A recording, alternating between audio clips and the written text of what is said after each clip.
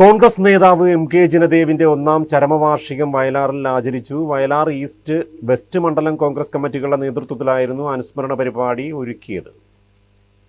Vayalar east west മണ്ഡലം കോൺഗ്രസ് കമ്മിറ്റികളുടെ നേതൃത്വത്തിൽ നാഗംകുളങ്ങര കവലയിൽ അനുസ്മരണ സമ്മേളനം ചേർന്നു. ജില്ലാ Congress committee general secretary Johny Thechara അധ്യക്ഷത വഹിച്ചു. കയർ കോർപ്പറേഷൻ മുൻ ചെയർമാൻ കെ.ആർ. രാജേന്ദ്രപ്രസാദ് അനുസ്മരണ സമ്മേളനം ഉദ്ഘാടനം ചെയ്തു.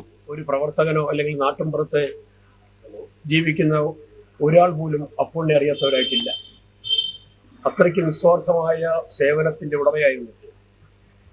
രാവിലെ തുടങ്ങുന്ന പൊതുപ്രവർത്തനം പാർട്ടി പ്രവർത്തകന്മാരുടെ വീടുകളിലേക്കും ഓരോ സ്ഥലങ്ങളിലേക്കും കടന്നു നിന്നുകൊണ്ട് നമ്മുടെ പാർട്ടിയുടെ വളർച്ചയ്ക്ക് വേണ്ടി, ദേശീയ പ്രസ്ഥാനമായ ഇന്ത്യൻ നാഷണൽ കോൺഗ്രസിന്റെ വളർച്ചയ്ക്ക് വേണ്ടി ഒരു ജീവിതകാലം മുഴുവൻ പ്രയത്നിച്ച നേതാവായിരുന്നു അപ്പോൾ. അപ്പോളിന്റെ അകാലത്തിലുള്ള നിര്യാണം നമ്മളെ എല്ലാവരെയും വേദനിപ്പിച്ചു. കോൺഗ്രസിനെ സംബന്ധിച്ചിടത്തോളം ചേർത്തല താലൂക്കിൽ ഇത്രയും ജനകീയനായ ഒരു നേതാവ് കോൺഗ്രസിനകത്ത് ഇപ്പോഴും ഇല്ല എന്ന് ഞാൻ വിശ്വസിക്കുകയാണ്.